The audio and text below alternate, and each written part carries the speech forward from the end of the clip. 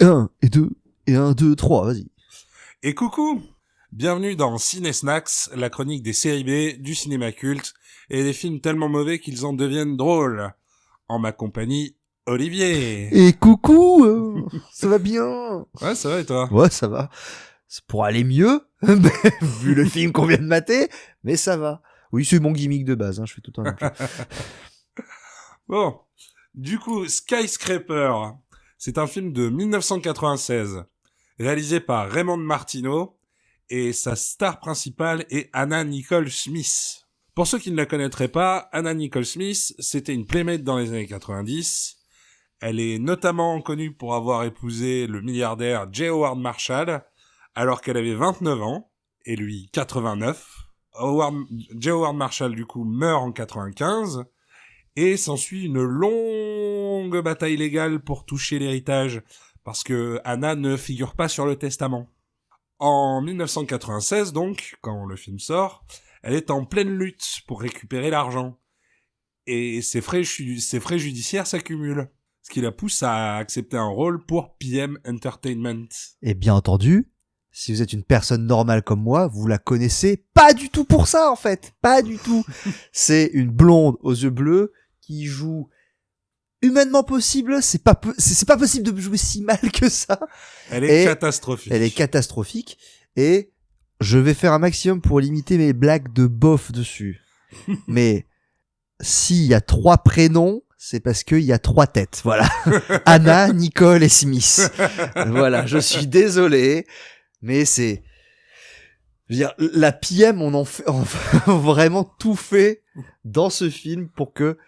Elle a été recrutée que pour ça, en fait. Ah oui, non. Que pour son physique plantureux. Voilà.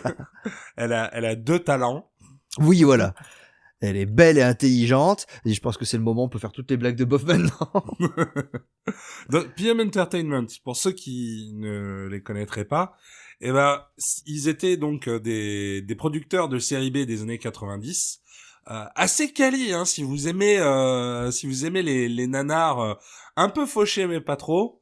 Je vous conseille de jeter un coup d'œil à la bibliothèque de PM Entertainment. Ça fait très plaisir. Ils aiment les histoires de flics, la science-fiction, et surtout les explosions, les fusillades et les courses-poursuites. Tout ce que j'aime. Je suis à fond.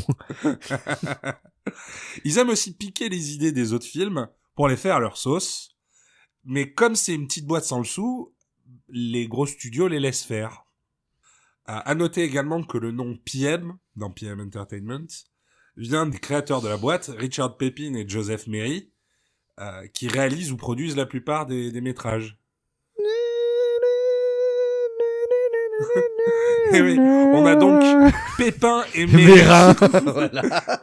Pépin et Merry aux commandes d'une boîte de films avec à peu près le même QI que et Anna Nicole Smith, c'est Saruman. C'est ça que t'es en train de me dire. Parce que vous allez voir, du coup, que ce film est un rip-off du Seigneur des Anneaux. Exactement. Il y a tout dedans. Olivier, qu'est-ce que t'as pensé du film? Alors, en étant sérieux, je trouve que les scènes d'action, les scènes de combat, c'est vraiment pas mal fait. Il y en a 2-3 où je suis un peu laissé sur le cul. Il y a notamment une chute qui est interminable. Ça aurait été la facilité, surtout d'un film comme ça juste un mannequin, exactement, quoi. Mais, enfin, quitte à jeter un mannequin, ils auraient dû jeter un Annie Cosmis, d'ailleurs. Mais, non, les scènes sont impressionnantes. Par contre, le jeu d'acteur est impressionnant. Et l'écriture aussi. Ah ouais. Bah, actuellement, là, on demanderait à ChatGPT de fais-moi une version nulle de Die Hard 1, de Piège de cristal. Bah, il nous sortirait Piège de plastique, qui est clairement ce film. Piège de silicone, ouais. Piège de silicone, exactement. Le film, et effectivement, il y a des fulgurances sur les scènes d'action. Par contre, vous allez voir souvent, même dans la chronique, j'ai pas tout mis toutes les fois où il y a des persos qui servent à rien, des scènes qui servent à rien. Et de manière générale, le film est super mal construit. Oui. Alors qu'ils ont vraiment, encore une fois, tout pompé au Seigneur des Anneaux. Vraiment, c'est la Voilà. même, quoi. Le Seigneur des Anneaux avec Bruce Willis. Oui, oui. Pas cette version bizarre de Samuel Jackson, là. Samuel Jackson? Je sais plus comment il s'appelle, l'autre. Peter Jackson. tu Ouais, veux c'est dire. pareil. Ah, on est vraiment des cinéphiles ici. Waouh. Non, c'est un film à mater, ça c'est sûr et certain. Bizarrement, pour les bonnes raisons, ce seraient des scènes d'action. Et après, pour le côté nanar que l'on chérit, c'est clairement pour l'acting, mais aussi pour certains acteurs. Crinière de lion, on va vous en dire plus, Ouais. mais waouh, je suis à fond. D'ailleurs, c'est drôle, hein, je savais pas que j'avais un sosie dans les années 80. Deron McBee. Oui. Ton sosie. Bah, bien sûr. Malibu. Oui. Ce serait ton surnom, du coup, ce serait Seth Beach. Bah, c'est mon animal totem, en tout cas. Bon, est-ce que tu veux bien démarrer le résumé, Olivier? Alors, Carrie, la pilote. D'ailleurs, c'est en lisant le résumé, d'ailleurs, que je découvre qu'elle s'appelle Carrie, hein, et pas Miss Gros Ploplo. Allez, il y a un compteur en bas à droite de votre écran pour les black bof. Bon courage, Théo. Alors. Le compteur est en tournée. Il s'arrête pas depuis le début. Alors, le film commence avec une série de stock footage d'un hélicoptère qui survole Los Angeles. Entrecoupé d'images d'une main aux ongles rouges qui tient le manche à balai. On comprend que c'est une femme qui pilote. Eh oui. Oui. C'est pour nous faire comprendre, en effet, que la pilote est une femme. Hein. Malheureusement, les ongles sur la main du pilote ne correspondent pas du tout aux ongles d'Anna Nicole Smith. On n'en sera pas au premier ratage de ce film. Il y a aussi, au tout début du film, on voit Anna Nicole Smith qui fait semblant de piloter son hélicoptère, et on voit l'épaule du vrai pilote à un moment. Ah, c'est un film de qualité, vous l'avez compris. Alors, Anna joue la pilote Carrie Wink, qui travaille dans un service de navette héliportée nommé Héliscorte. Voilà. Donc, c'est des hélicoptères pilotés par des escortes. Oui, voilà. Je vais juste faire un petit parallèle. Si vous avez vu le film Le Nettoyeur de PM Entertainment, vous verrez un hélicoptère estampillé Héliscorte. Et je vous conseille également Le Nettoyeur, c'est un très bon PM Entertainment. C'est le film qui nous a fait inventer le mot ridicule. Alors, du coup, la main en question récupère une paire de clients et les dépose un peu plus loin. Elle reçoit ses missions par un certain Chauncey, qui a l'air d'être un perso important, mais pas du tout. Ouais, non, il sert pas à grand chose, alors que ils lui ont donné toute une personnalité, son petit cigare, Ah oui, il est, ses petites mimiques. Il est très étrange. Le look est vraiment très très étrange. Hein. T'as l'impression c'est ton grand-père qui a décidé de se mettre une casquette pour être cool. Et il est encore une fois ridicule d'ailleurs.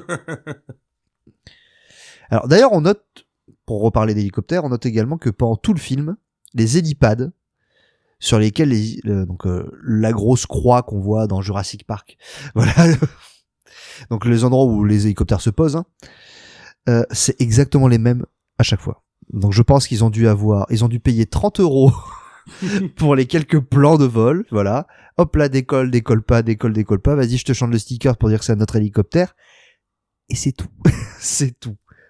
Donc, Anna Nicole Smith fait des transports. C'est un taxi, en fait. Hein. Oui. Est-ce que c'est pas un rip-off, d'ailleurs, du 5e élément? Je ne sais pas, je ne sais plus, je suis perdu. Avec Samuel Jackson. Voilà.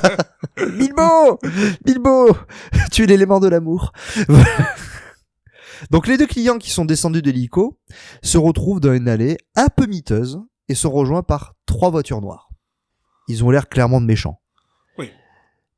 Bah, en plus, il y en a, c'est des agents du gouvernement américain, donc c'est carrément c'est des méchants. C'est des salauds. Ben oui. Ils échangent, une valise rouge pleine d'argent contre une valise noire qui contient un étrange dispositif électronique qui décrivent comme pouvant renverser l'équilibre des pouvoirs à une échelle globale. Cette valise est le point central de l'intrigue et on ne sait pas du tout, du début à la fin, à quoi elle sert. Ouais. À part à faire des petites blip-blop et des petites diodes. Ils expliquent jamais à quoi sert cette valise, alors que ça va être vraiment le point central, le MacGuffin. Mais tout ce qu'on nous dit, à un moment on nous dit, c'est pour contrôler des satellites ou quelque chose. Voilà, on n'en saura pas plus. Y a pas encore un rip-off d'un autre film là-dedans? Pulp Fiction? Avec la fameuse valise, on voit pas ce qu'il y a dedans. Oui, Pulp Fiction, Ouais. avec Samuel Jackson. Exactement, bah oui. Et également Bruce Willis. Il est partout. Et pas Anna Nicole Smith. On sait pas. Peut-être été cut. Donc ces grands méchants en costard-cravate, pendant leur discussion. Il peut pas y avoir Anna Nicole Smith dans Pulp Fiction, parce que s'ils essayaient de la ressusciter avec une seringue d'adrénaline, ils lui crèveraient le sein.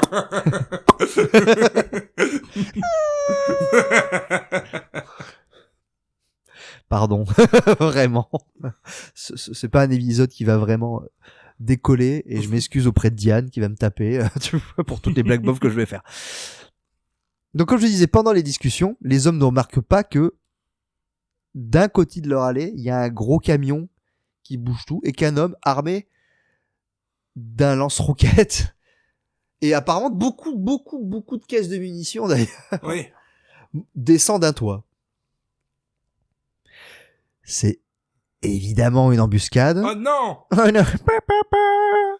Et il y a une fusillade pendant laquelle l'homme au bazooka du coup tire une roquette toutes les 5 secondes environ. Donc rip-off pour moi là, tu vois, de Doom avec le lance-roquette, il tombe. Oui, très Unreal, très Quake. Ah ouais. Du coup, oui, du camion Bud Light qui bloque un côté de l'allée, il y a des sbires qui sortent, puis de l'autre côté de l'allée arrive une camionnette où d'autres sbires sortent. Non, c'est tout c'est très très impressionnant. Déjà, en effet, je pense que t'as pas besoin de savoir viser quand t'as des missions à l'infini, hein.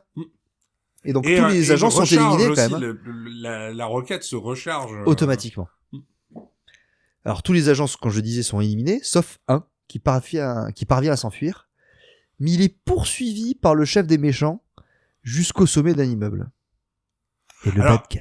Entre-temps, il y a eu 10 000 carambolages, oui, 10 000 explosions. C'est très très impressionnant. Vraiment, ils ont pack le début du film. Ils se sont dit, on met tout pour que les mecs regardent.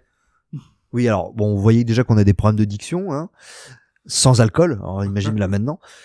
Mais comme on n'est pas vraiment des commentateurs sportifs, on va pas faire oh là là là là le quatrième cambolage, attention, il a tiré la quatrième roquette, c'est pas possible. On va pas vous décrire tout le film, on va essayer de faire une version un peu condensée, d'accord.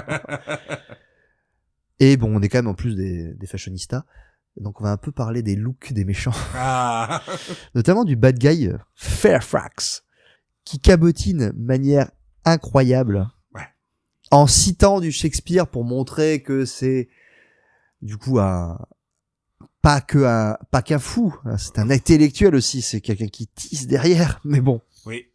Et certainement parce que le scénariste pensait que c'était cool, hein, en fait. Oui. Voilà, citer du Shakespeare. Alors, comme son adversaire se tient sur le bord de la toiture, menotté à la valise, il parvient à faire sauter les menottes et à tirer dans le ventre du type de façon à ce qu'il lâche la mallette avant de tomber du toit. Ouais. Ça paraît flou, c'est normal. Je vous mettrai la scène. C'est dur à expliquer parce que ça n'est pas une manœuvre très réaliste en fait.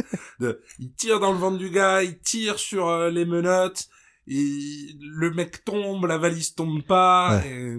Puis vous avez entre-temps aussi la présentation des différents méchants, dont on va vous décrire un petit peu, mais bon, dites-vous qu'il y a un pantalon en cuir, il y a une chevelure incroyable, il y a une meuf badass. Et ils servent tous à rien, mais ils sont quand même incroyables. Nouvelle scène.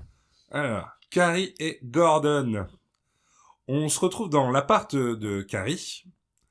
Un homme avance en respirant très fort. Genre vraiment là.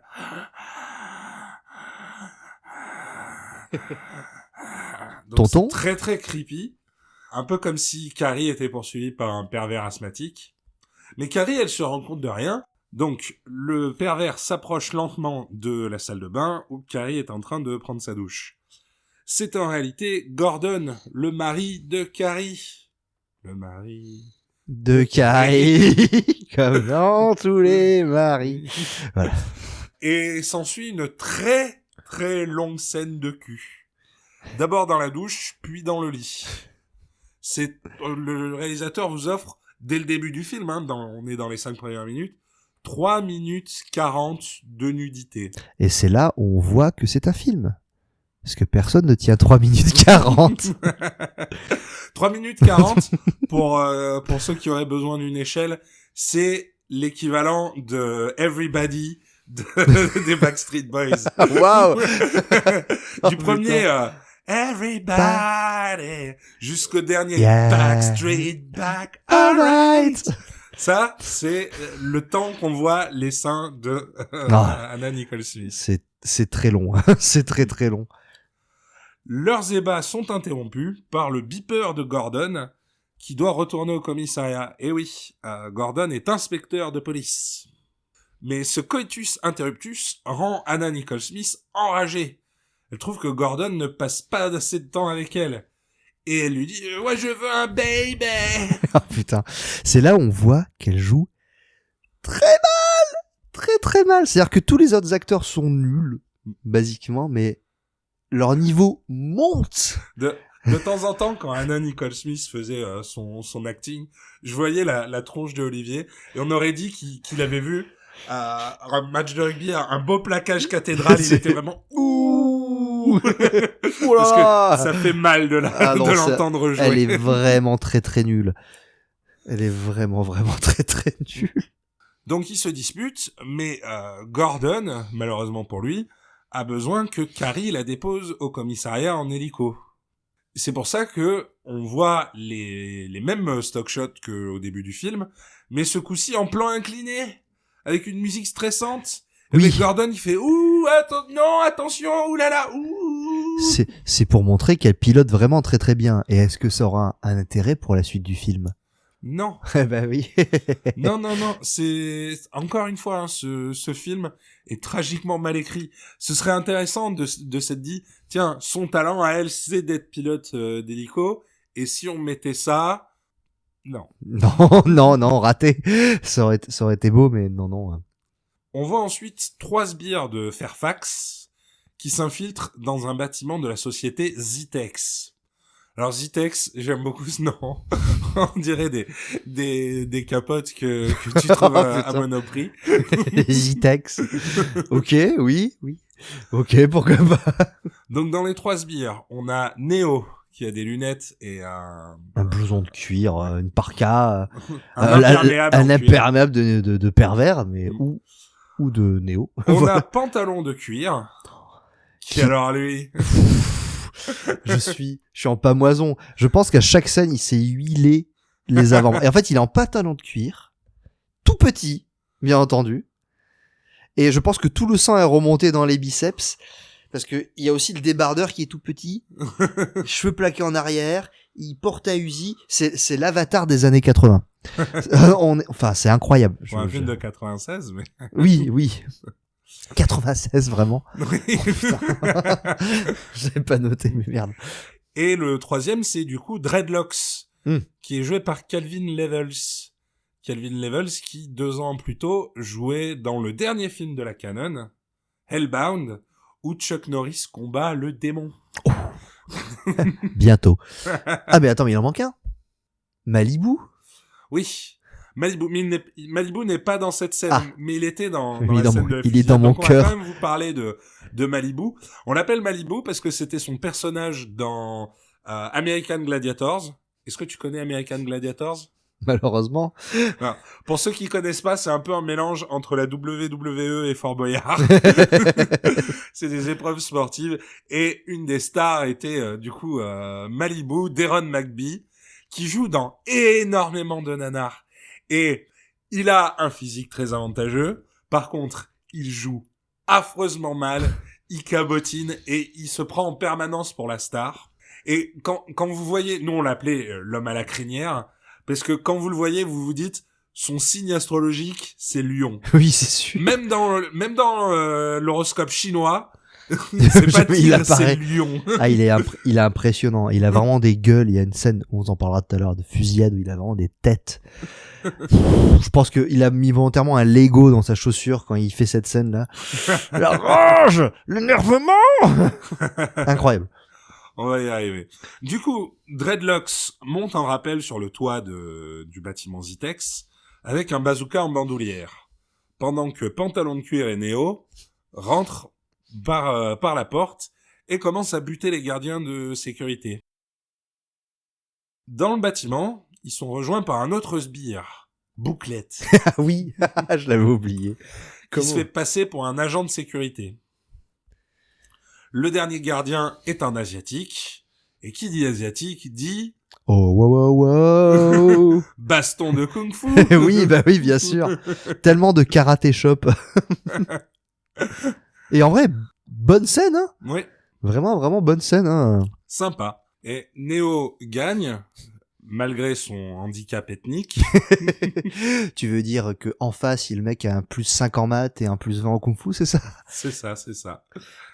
Et les sbires, du coup, s'emparent du microprocesseur. Élément numéro 2, parmi les 4 éléments qu'il faut pour renverser le pouvoir global ou je ne sais pas, contrôler les satellites, peu importe. Mais il y a 4 éléments, ils en ont maintenant 2. Rappelons donc que le 5e, c'est l'amour. Ouais. Anna Nicole Smith. Mila Jovovich. Malheureusement pour les méchants, l'alarme est déclenchée et la police ne va pas tarder à arriver. Pendant ce temps, Carrie va chercher ses prochains clients, Fairfax et son acolyte Jacques, le hacker français. Ouais. Jacques que nous appellerons Raiden, le dieu du tonnerre. Et Jacques est joué évidemment par un Américain qui du coup va tenter de parler français, va avoir un accent horrible, va parfois avoir des répliques qui partent en charabia total, ne veulent juste plus rien dire, pour notre plus grand bonheur. Oui. Écoutez-le en français. Hein. En anglais, excusez-moi. Écoutez-le en VO. Hein. Il Ouais. est juste pour ce personnage. Fairfax cite à nouveau Shakespeare, et comme Carrie a beaucoup de culture, elle reconnaît la citation comme provenant de la pièce Henri IV, ce que confirme Fairfax. Oui. Pas de bol, la citation vient pas de Henri IV, mais de Henri VI. Tu chipotes. À 2 points près. Il sait pas dire Henri XVI. Lui, cravé bâton. Du côté de Zitex, la police arrive, et c'est Gordon qui arrive avec son partenaire Jimmy. Donc 2 inspecteurs appelés pour Le problème d'alarme. un problème Une ville d'alarme. super safe. Oui. Si jamais on leur dit il y a un mec armé, ils envoient direct l'armée de terre. Bah oui, carrément. Bah c'est efficace. Plus de problème après. Enfin, sauf dans ce film-là, apparemment. Vu que des gens tombent des immeubles, hein. Donc Gordon et Jimmy rentrent. Enfin, Gordon rentre dans le bâtiment. Il envoie Jimmy appeler du renfort. Mais Jimmy se fait canarder par Dreadlocks. À l'intérieur, Gordon parvient à capturer Bouclette. Mais Neo et Pantalon de Cuir s'enfuient avec le microprocesseur. Jimmy est alors touché par une roquette tirée par Dreadlocks.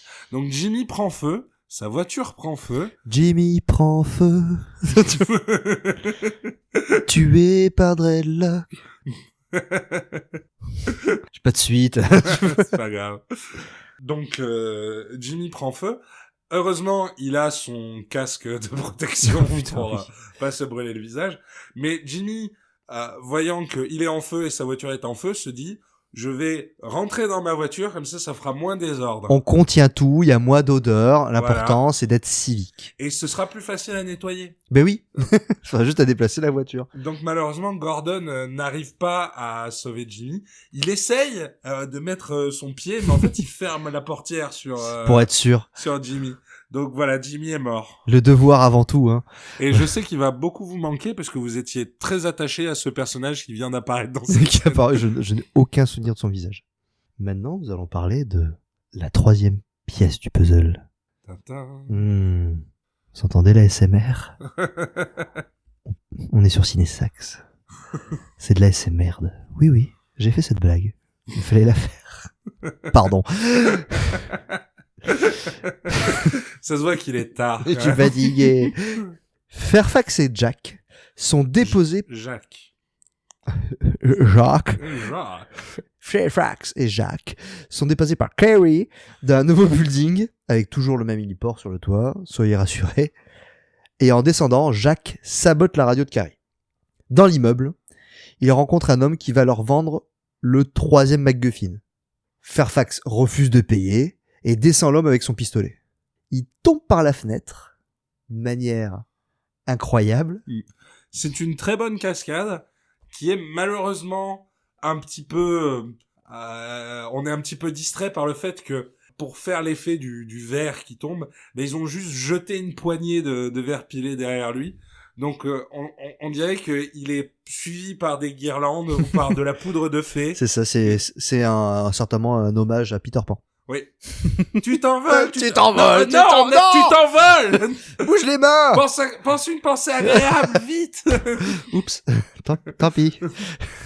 Donc, ouais, il tombe par la fenêtre. Voilà, personne semble s'alarmer de la situation. Hein. Bon, c'est Los Angeles.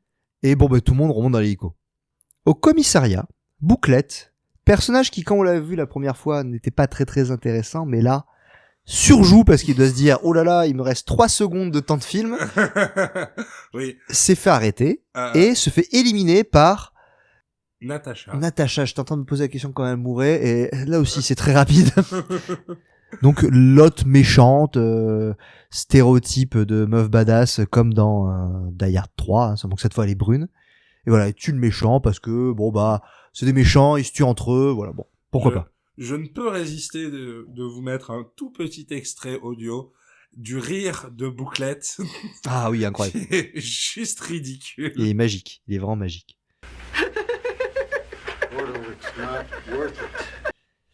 Donc Fairfax et les hommes de main se rendent alors dans un autre immeuble, également la propriété de la société Zitex. C'est pratique, on change rien. On change pas les logos, tout est propre, c'est la même.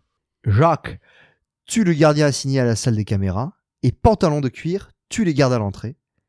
Ils volent ensuite leur uniforme et les remplacent à leur poste, ce qui du coup ne sert clairement à rien parce que du coup ils arrivent déguisés et les gens qui devaient blouser, ils les tuent. Bon, c'est fait.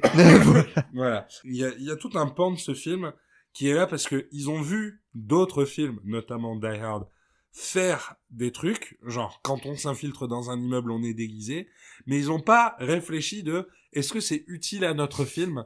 Non, on le met quand même. Fallait le faire, de toute façon ils sont tous hypnotisés par les sinon, les nichons de l'autre. Sinon la maîtresse va voir qu'on a recopié. Oui, c'est ça. L'immeuble est verrouillé.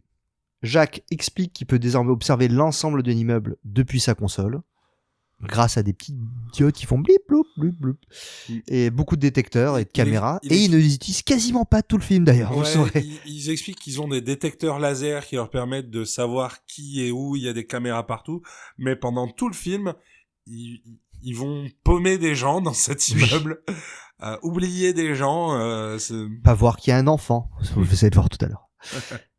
Les sbires de Fairfax prennent les employés de Zitex en otage et les rassemblent dans une pièce. Donc, bon, même si c'est samedi, hein, qui est censé pas avoir beaucoup d'employés, ça m'étonnerait qu'il y en ait 10.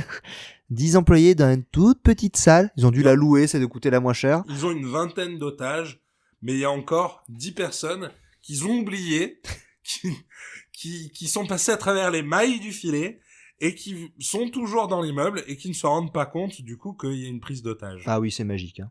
Nous allons passer à la scène Cranston et la pièce numéro 4. Un homme d'affaires nommé Cranston, joué par Eugene Glazer, qui est un des acteurs principaux de Nikita, la série Nikita. Il y a une série apparemment. Voilà. Une série canadienne.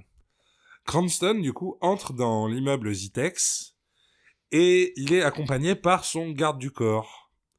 Il est censé retrouver Fairfax, mais il se doute qu'il y a anguille sous roche, et il envoie donc son garde du corps pour infiltrer le lieu du rendez-vous, discrètement. Raiden, qui le surveille à la caméra, n'y voit que du feu. Alors que on l'entend dire, dans la salle de contrôle, on entend dire « Ouais, passe par là, je me méfie et tout », mais il le voit pas. Tant pis. Voilà. Cranston donne à Fairfax la dernière puce électronique. Je dis puce électronique, mais on dirait une pile AA. Oui, c'est ça, voilà. Pas beaucoup de budget apparemment, tout est passé dans la poussière de fée. Et Fairfax tente de doubler Cranston et au lieu de lui filer l'argent, de le descendre. Mais le garde du corps de Cranston crée, une diversion en attaquant. Il attend quand même que Cranston se prenne une balle avant de créer une diversion. Donc c'était son boulot numéro 1. Bon, c'est pas le couteau le plus affûté du tiroir. Non. Mais du coup, Cranston se barre avec la valisette. Le garde du corps est tué. Et Cranston se balade dans l'immeuble et il tombe sur Carrie. Qui lui fait quoi? Qui êtes-vous? Ah là, il faut vite s'enfuir. Du coup, il remonte sur le toit. C'était pas un extrait du film, je tiens à dire. Non, c'est trop bien joué. Ouh là là, qu'est-ce qui se passe? Cranston confie la valise à Carrie. Il lui dit, moi, je suis trop blessé. Barre-toi, enfuis-toi. Cranston est tué par Fairfax et ses hommes. Et Carrie se retrouve sur le toit avec la valise mystère. Rappelons-nous qu'elle est pilote d'hélico et que le film pourrait se finir là. Vu comme il tire mal, hein. De toute façon, il n'y aurait pas de problème en se barrant en hélico. Bon non, hein. Donc, bon non. Carrie saute du toit pour se retrouver sur une nacelle de nettoyeur de vitres. Elle est poursuivie par Pantalon de Cuir, qui va se mettre à lui tirer dessus. Carrie a juste le temps d'enfiler un harnais de sécurité et de se jeter dans le vide pour éviter les tirs de mitraillette. Ça ne rappelle pas un film, ça? Ah, peut-être. The Mask. La tour Montparnasse infernale. Oui, certainement. Elle va donc passer plusieurs minutes à se balancer au bout d'un câble, avec Pantalon de Cuir qui la canarde avec son arme. Pendant ce temps, Los Angeles continue de vivre sa vie. Oui, ça va. Il y a un type qui tire sur une blonde depuis le toit d'un immeuble. Les tirs arrivent forcément sur la rue, hein. Franchement, il aurait passé moins de temps, ce gars, à la muscu et plus de temps chez un ophtalmo. Le film, encore une fois, aurait été terminé bien avant. C'est un sbire, c'est normal. Mais même remonter le câble. C'est un sbire, Olivier. Bon, d'accord. Il est pas là pour faire des plans.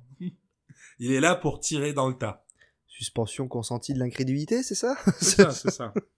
Carrie parvient à traverser une fenêtre et à re-rentrer dans l'immeuble, mais Pantalon de Cuir tire sur le dérouleur, qui tombe du toit. Et Carrie doit se détacher au dernier moment pour ne pas être emportée par... Vous avez déjà vu cette scène, hein? Oui, ce dérouleur de 10 kilos. Oui, mais Anna Nicole Smith, avec les deux ballons flotteurs. d'hélium, voilà. Oh putain. Et hop là, une blague en plus. Petit carré en bas à droite. Donc, personne n'appelle la police, toujours. Hein. Carrie dissimule la valise dans un chariot poubelle et va se cacher dans les bureaux. Raiden signale alors à ses camarades qu'ils ont laissé plusieurs personnes vadrouiller dans l'immeuble. Fallait peut-être regarder avant, hein, Raiden. Mais bon. Bon. On voit Neo qui va tuer deux mecs qui boivent des bières sur le toit. Oui, gratuit. Ouais. Et en plus, comme il a apparemment pas eu le temps de faire son kung-fu, il a décidé d'y aller à main nue. Voilà. Mais bon, belle scène, encore une fois, franchement. Belle scène de cascade, il y a des trucs vraiment pas mal. Carrie croise le chemin d'un informaticien, employé de Zitex, puis d'un autre employé qui commence à lui faire des avances dans l'ascenseur. Ah oui, bah oui. Pendant ce temps, Gordon est appelé sur les lieux d'un meurtre. C'est là où Fairfax et Raiden ont défenestré un homme. Il trouve l'antenne radio de l'hélico de Carrie. Il a d'ailleurs cette idée il dit, tiens, on va monter sur le toit, pour zéro raison, et là il trouve l'antenne de l'hélico. Et il comprend donc que sa femme est mêlée à tout ce micmac. Alors, ce qu'on vous dit pas, c'est qu'il y a quand même 2-3 personnages inutiles, hein. Un employé de bureau avec ses écouteurs qui fait des blagues un peu bof. Il y a l'agent de sécurité qui a son petit moment de bravoure. Matt Esfim, vous allez voir. Rien que pour ces 2 personnages, ça mérite. C'est pour ça qu'on en parle. Je crois qu'ils vont y croire. Un immeuble un peu trop rempli. Carrie est planquée dans un bureau quand elle a un flashback. Ça pourrait être un flashback sur son passé de militaire, sur quand elle était mercenaire. Ouais, pas du tout. Ou qu'elle était entraînée dans un temple Shaolin. Voilà, exactement. Non, c'est juste quand elle va se faire choper par son mec qui lui apprend à tirer. Et il dit, bah, moi, si je suis forte au flingue, c'est parce que je viens du Texas. Ouais. Et qu'elle fait parce tout, que quoi. on dit Gordon va l'entraîner à tirer. Non, elle tire déjà super bien. Elle tire mieux que son mari flic. Le Texas, ça a l'air terrifiant. Voilà. Donc la scène, Gordon est en train de lui montrer comment tirer, il rate un petit peu, elle prend le pistolet, elle tire. Bon, en vrai c'est un stéréotype, hein. Mais bon. Mais ça, c'est seulement 1 minute du flashback. Oui. Qu'est-ce qui va se passer pendant les 3 minutes 30 suivantes? Je me retiens de faire des blagues bien sales, donc je t'empêcherai de biper. Mais il va y avoir une scène de sexe. Une sexe. Une sexe. En effet, ça fait frotti-frotta, comme dans le club Mickey à 15 ans. Pas mieux comme expression. Pour ceux qui voudraient un élément de comparaison, 3 minutes 30, c'est I Want It That Way des Backstreet Boys. Tu l'as pas faite avant, celle-là? Non, avant c'était Everybody. Ah putain, il les a toutes notées. Je mesure en chanson des Backstreet Boys. Non, pareil. Pareil, de You toute façon. are Ma faille. Voilà. Et du coup, un épisode d'une chanson. Et ben pour 0 raison. Ben oui, il y a vraiment une scène où, en plus, ça a l'air chiant le cul avec eux. Je suis désolé. Il y a rien qui se passe. Moi, j'étais plus attiré par le fromage qu'il y avait sur le coin de la scène, tu vois. Oui, parce que voilà, il y a une petite nappe, c'est sympa. Franchement. Ouais, mais le fromage a pas l'air de contenir de matière plastique. Oui, je pense pas que le fromage était consentant. D'ailleurs. Bref, il se passe rien, c'est nul, mais bon, voilà. Apparemment, l'action, ça suffisait pas pour qu'on se réveille, un peu de cul, voilà. Rassurez-vous, ce sera pas la dernière. Pendant ce temps, Gordon monte dans un hélico de la police. Il finit par arriver à l'immeuble Zitex et se fait poursuivre par Dreadlocks. Alors, on dit Gordon monte dans un hélico de la police. C'est le même hélico oui. que celui de Helliscourt. Ils ont juste enlevé l'autocollant de Helliscourt et collé un autocollant police. Mais c'est le même. Il y a même le même numéro d'identification sur l'hélicoptère. On te dit qu'ils sont différents. Carrie fait la rencontre de Dudley, un agent de sécurité peureux et dépassé qui lui confie son revolver. Donc la scène, elle est ridicule. Il a peur, il agresse, elle lui enlève son flingue de manière plus molle possible. Grand moment de cinéma. C'est à ce moment-là que Carrie est attaquée par Crignierman, donc Daron McBee, le mulet, mon animal totem, la waifu de Théo. Et s'ensuit une fusillade du coup absolument ridicule où les chargeurs, donc un revolver, ça contient, je suis pas expert, 6 balles. Mais dans ce film, soit il recharge très très vite, soit c'est un film. Je sais pas, soit c'est un film. Mais même pour un film, parce que dans les films, ils trichent un peu. Non, là, ils trichent plus du tout. Ils en ont plus rien à foutre, quoi. C'est véritablement des charges. On est dans un jeu vidéo. C'est Duke Nukem. Ils ont fait le cheat code pour avoir une mission infinie. C'est obligatoire, quoi. Donc, ça tire de tous les côtés. Crignierman est incroyable. Quand je disais, il s'est mis un petit Lego pour courir. Il a les bobos, tu vois. Il tire des têtes incroyables. Théo, il faut un gros plan. Il faut un gros plan de sa tête. Et j'ai hâte de le revoir dans d'autres films. En fait, il est incroyable. Et en plus, comme ils ont des balles infinies, bah du coup, ils font exploser tout autour d'eux. Ah oui, il y a tout qui pète. Les dossiers, les lampes, les plantes vertes, tout explose. Et donc, bon, bah, Crignierman va petit à petit réussir à se rapprocher, manquer de tuer Carrie, mais heureusement, Dudley arrive et tire dans le dos de Crignierman. Il a récupéré le pistolet d'un de ses collègues morts. Je crois même pas qu'on voit le mec mourir. C'est juste, voilà, il est mort. Oui, bon. Le film nous épargne un peu. Voilà. Du coup, les deux personnages qui auraient pu s'entraîner décident de se barrer, de se séparer.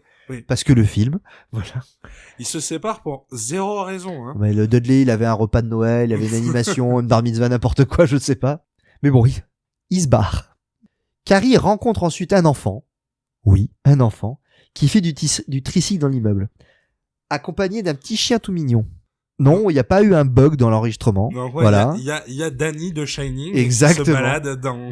Il y a vraiment un plan où il y a un énorme massacre, ça tire de tous les côtés, et un gosse apparemment sourd, hein, voilà, parce qu'il n'entend pas les tirs et les bruits de roquettes depuis le début du film qui pètent, qui vraiment se balade en plein milieu. Moi, ça m'a plus choqué que toutes les scènes qui vont venir et toutes les scènes avant. Voilà. Donc le gosse, il se balade, Carrie le prend un peu sous son aile, et il se cache sous un bureau pour éviter Pantalon de cuir, qui est visiblement blousé par cette ruse finaude. Pantalon de cuir est véritablement aveugle. Hein. Ah oui, parce que du coup, il tue la maman de... Oui, il tue la maman de Danny de Shining. Voilà. Et il se retrouve ensuite à chercher Carrie, et il ne la voit pas, alors que, vous allez voir hein, sur le plan, c'est obligé qu'il la voit, elle est pas cachée. Je pense que c'est un hommage au film de Samuel Jackson, Le Seigneur des Anneaux.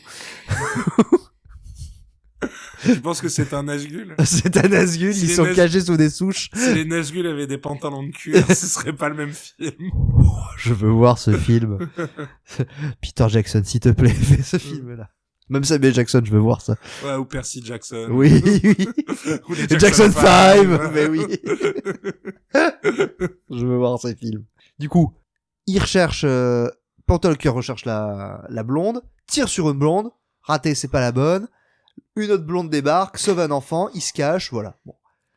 Peut-être aussi une référence à Jurassic Park, où il y a une scène où il y a un vélociraptor, basiquement un méchant en cuir, hein, voilà, qui chasse un enfant. Ah. Voilà. Je montre mon côté cinéphile dans cet épisode. Fairfax utilise les haut-parleurs de l'immeuble pour dire à Carrie que si elle ne se rend pas, il va exécuter un otage toutes les 5 minutes. C'est vraiment un méchant. Oui. Et clairement, j'ai l'impression que Carrie s'en branle, mais bon. Carrie utilise un téléphone pour négocier avec Fairfax. Si vous libérez les otages, je vous dirai où est la valise. Valise, je rappelle, qui a été planquée dans un chariot de poubelle. Un chariot de poubelle ou un chariot de... Ouais, c'est ça. Ouais, un chariot de poubelle, parce qu'il a été embarqué par le concierge qui est avec ses écouteurs. Quand les terroristes acceptent, elle met le feu à une poubelle pour signaler sa position. Bon, elle aurait pu juste dire, je suis à cet étage-là, c'est comme ça. Ouais. Mais bon. Le feu déclenche une alarme incendie et Carrie est interceptée par Fairfax. Ça déclenche aussi l'arrivée des pompiers. Ouais. Je pense qu'elle a pas fait exprès. Je pense que même le scénariste n'a pas fait exprès. Mais ça tombe bien quand même. Voilà. Donc, la capture de Carrie. Fairfax force Carrie à lui dire où est la mallette en exécutant des otages, en lui disant si tu parles pas, je vais continuer de buter des gens. Carrie finit par lui dire. Pendant ce temps, un camion de pompiers arrive devant l'immeuble de Zitex, et comme ils peuvent pas rentrer par la porte, parce que c'est une porte en verre, et c'est difficile, puis on va en mettre partout, et ça coûte cher. Ils déploient leur échelle.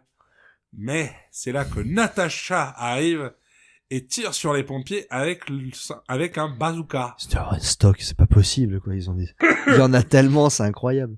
Le chariot poubelle où Carrie avait planqué la mallette a disparu. Fairfax est excédé et il confie alors Carrie à Pantalon de cuir pour qu'il s'amuse avec elle. Scène cringe. On va y arriver. Alors que la police arrive, les terroristes font exploser un étage de l'immeuble, choisi au hasard, hein. Comme dans Die Hard, hein. Voilà. Oui, dans Die Hard, c'est pas un étage choisi au hasard. Quand la police arrive, c'est justement pour leur dire ne montez pas dans l'immeuble, sinon on va continuer de le faire exploser. Copie, oui, mais fais le mal. Voilà. La maquette, d'ailleurs, est très mignonne. Ah oui. Pas convaincante pour un sou, mais très mignonne. On voit les morceaux des étages qui rebondissent. Après, bon, l'immeuble était fait en bois de cagette, hein. Oui. Petit bout de plastique. En touillette à café recyclé. Natasha fait également exploser un hélico de la police au bazooka. Et normalement, là, même dans un jeu vidéo comme GTA, il doit y avoir l'armée qui débarque, bon. Non, Wow. là non, parce que le capitaine de la police, donc le capitaine Woods, va lui demander la présence du SWAT. Le capitaine Woods est joué par Lee Debroux, qui a un petit rôle dans le premier Robocop. Et je dois dire que c'est, dans l'histoire de Ciné Snacks, notre commissaire de police le plus décevant. Oui. Il crie sur personne. Il est blanc.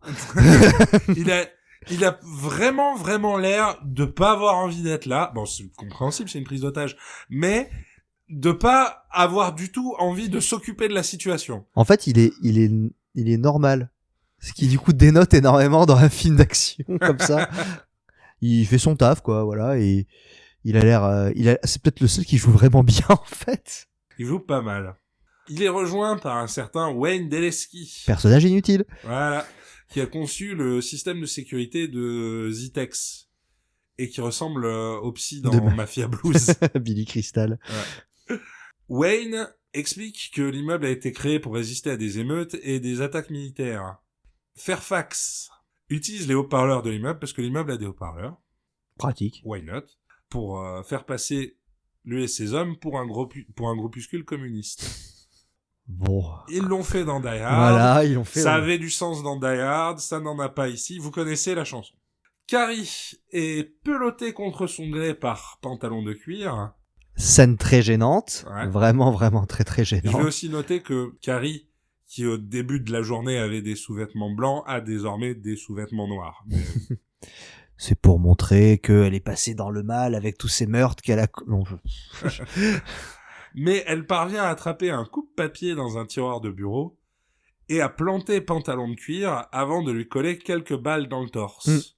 Pantalon de cuir, du coup, tombe par la fenêtre dans une cascade vraiment très impressionnante. Ouais, c'est un peu glaçant, hein, tellement que c'est bien fait. Donc bravo à PM Entertainment qui, encore une fois, réussit à nous surprendre, parfois agréablement, parfois désagréablement. J'avoue.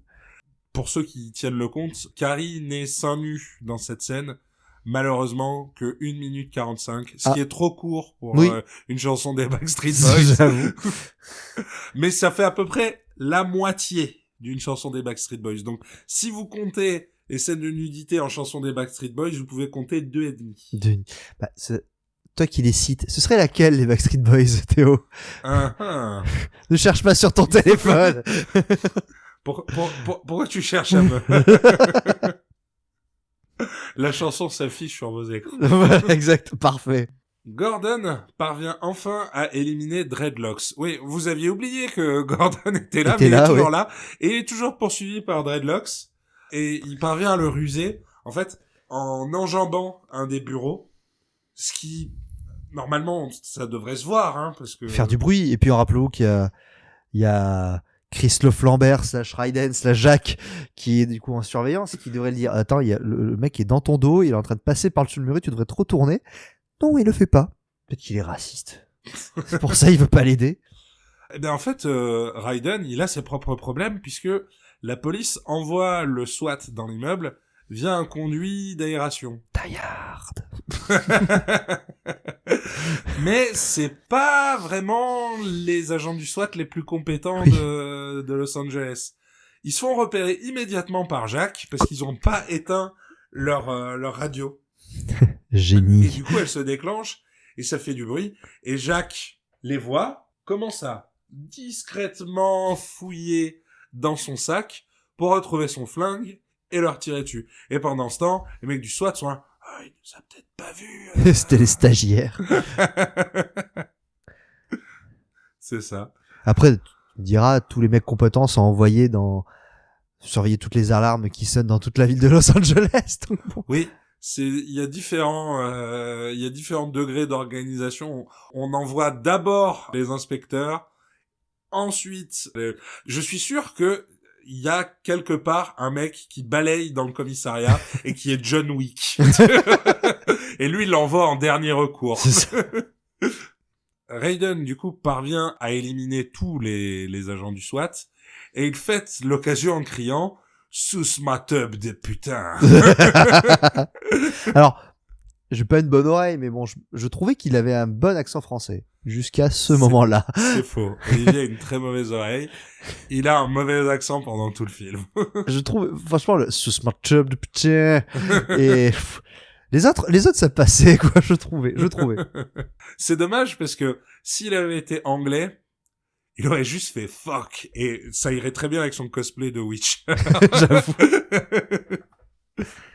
Donc Fairfax retrouve enfin le chariot poubelle qui contient sa mallette. Voilà, il y a donc les méchants ont donc tous les éléments de on sait pas quoi, mais ouais, on sait pas quoi. De la fin du film, voilà. Et du coup, nous allons attaquer la dernière scène du film. Gordon et Carrie sont réunis. Ah. Gordon et Neo se battent dans les sous-sols de l'immeuble. Grosse baston, Gordon se balade, il regarde de chaque côté de bout de parking s'il y a quelque chose, il se fait tomber en embuscade. Je vais dire un truc qui tombe, c'est le cas dans tout le film, mais pourquoi ils sont dans le sous-sol? Pourquoi pas? Zéro raison. Oui, bah, le toit a été trop utilisé, je ne sais pas. Donc, Gordon, avant de se faire défoncer la gueule, est sauvé par sa femme au dernier moment, qui passait juste par là. Et puis, encore une fois, ils se séparent pour aucune raison. Je pense que c'est que tous les acteurs devaient loucher sur la paire de seins d'Anna Nicole Smith, et que, bon, ils ont décidé de séparer tout le monde d'Anna Nicole Smith. C'est pour ça, en fait, c'est plus ça. Mais oui, encore une fois, les persos se séparent. Gordon trouve sa femme dans un immeuble rempli de terroristes, et quand elle lui dit « je vais aller checker les otages », il lui fait « ok, pas de problème ». Oui. Mais va avec elle. Mais oui. En plus, il a l'air moins en mal qu'elle, mais bon. Du coup, Carrie rejoint en effet les otages et élimine Natasha, qui était chargée de les garder. Alors vraiment, ce que je vous disais, la scène est inutile, on ne sait pas. On s'attendrait peut-être à un combat entre meufs et tout. Bon non, le film faut qu'il avance. Hein. Non, voilà, paf paf pif pouf. Ouais. Et d'ailleurs le squib, le petit explosif qui est sur Natasha, ils l'ont mis du mauvais côté quand elle se fait descendre par Anna Nicole Smith. Mais on n'a pas le temps de faire une deuxième prise. En fait, la PM, ils sont super bons pour les scènes de combat. En fait, il faut pas qu'il y ait un explosif, quoi. Parce que j'ai l'impression que si ça pète, c'est moche. Souviens-toi, le début du film, il y avait plein d'explosions, c'était rigolo et tout. Non, je pense que il y a un moment où ils en ont eu plus rien à foutre. Ils étaient capables de refaire cette scène, mais un truc qu'on doit vous préciser, c'est que Anna Nicole Smith, pendant cette période, était le nez dans la poudre en permanence. Oui. Le réalisateur également. Et petite anecdote, pendant le tournage, on sait qu'il y a un moment où Anna Nicole Smith et le réalisateur ont disparu. Et c'était pas pendant une pause. Non, là c'était pendant les heures syndicales de tournage. Ils les retrouvaient plus. Et en fait, ils les ont retrouvés en train de baiser et de sniffer de la coke. Donc non, c'est véritablement... J'en savais s'amuser. Il y a des techniciens compétents, il y a juste un réalisateur qui n'en a plus rien à foutre à ce stade. Il y a des scènes, tu te dis quand même, franchement, oui, technicien compétent, sauf pour foutre le petit explosif qui fait que la balle elle ricoche n'importe où, tu vois. Le saut est super bien, mais on a balancé des paillettes derrière. Enfin, bon. C'est toujours, oui, c'est très bien, mais j'ai l'impression qu'ils ont fait ça pour nous faire plaisir. Donc pendant ce temps, Fairfax trahit Jack et le tue. Hein. Voilà, bon, il y a il des... cite Shakespeare, on vous le remet pas saute, à chaque fois, mais à chaque fois il cite Shakespeare. Puis en s'enfuyant, et voilà, il tombe sur le gamin en tricycle et le prend comme otage, parce que bien entendu, ça aurait pu être sécurisé. Le gosse qui s'était planqué finalement redécidé de refaire du tricycle. Tout à l'heure, on l'a pas dit, mais bon, sa mère s'est fait flinguer et est tombée sur le sol. Je pense qu'en faisant le tricycle, il doit être très con ce gosse, puis il a dû rouler 15 fois dessus. Voilà, mais bon. Ah mais ça fait une rampe. Yeah. Yeah. Right for life. Et donc, bon, en s'enfuyant, Fairfax, en s'enfuyant avec le gamin, tombe sur Carrie, et puis bon, même tarif. Hein. Dudley et une technicienne qui a été prise en otage parviennent à rouvrir l'immeuble. Donc les otages se barrent. Oh, j'ai un peu sauté un petit truc avant. La scène de combat d'Anna Nicole Smith, elle a été cutée parce que on voyait que c'était un peu n'importe quoi ce qu'elle faisait aussi. Il y a 2-3 mouvements de MMA qui sont pas très légaux. Voilà. On a l'impression qu'elle-même c'est un Lego d'ailleurs. Et bon, on ouvre du coup pour revenir à ce que je disais, Dudley et une technicienne qui avaient été pris en otage parviennent à rouvrir l'immeuble. Sur le toit, Gordon se tient entre Fairfax et l'hélicoptère. Comment il en est arrivé là ? De toute façon, Fairfax, il a une raison logique pour aller vers le toit de l'immeuble. Il veut s'enfuir. Est-ce qu'il sait piloter l'hélicoptère ? On ne sait pas. Mais il tombe sur le gamin. Il tombe sur Anna Nicole Smith et il tombe sur Gordon. À chaque fois, c'est des rencontres aléatoires très très fortuites. J'avoue. D'ailleurs, Fairfax, je sais pas si on vous l'a dit avant, mais c'est censé être un ancien d'ASS, un super guerrier, mec. Ouais, qui a fait l'Angola, voilà. le Cambodge. Bon, il se fait défoncer la gueule par Anna Nicole Smith sous coque. Voilà. Il aurait pu se faire éclater la gueule par le vélo.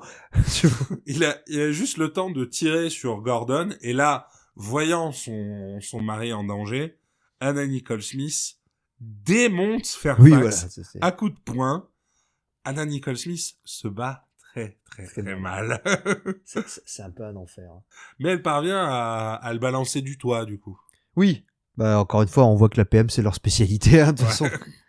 D'ailleurs, ils auraient pu faire un petit rip-off, encore une fois, hein, de la chute de, quand il s'appelle le méchant Hans Gruber. de Hans Gruber, voilà.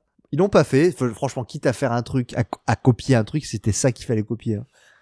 Ouais, mais ils ne comprennent pas. Ils savent qu'il faut faire tomber le méchant du toit, mais ils savent pas comment rendre le truc exactement, mais pas de la bonne façon. Le méchant est mort, on a récupéré la mallette, on sait toujours pas à quoi ça sert. Tout le monde est récupéré par les gentils, par l'ambulance. Tout le monde est changé dans la bétaillère et c'est enfin la fin du film. Le gamin récupère son chien. Ah, on s'en fout, on s'en fout. Le gamin retrouve aussi sa mère qui est morte. Mais c'est un happy ending. Ouais. Bah, elle est pas morte dans le film parce que les balles sont en scénarium. Elle le tue que si c'est nécessaire de tuer. Bah, en fait, tu ne meurs dans ce film que si tu tombes du toit. Il y a une certaine logique, effectivement. Je pense. Et donc, c'en est fini de ce film. Voilà. Bon. Alors. Olivier, est-ce que tu es prêt à passer aux bullet points? Oui. Alors déjà, moi, j'ai des mauvais bullet points. Il n'y a pas de mulet.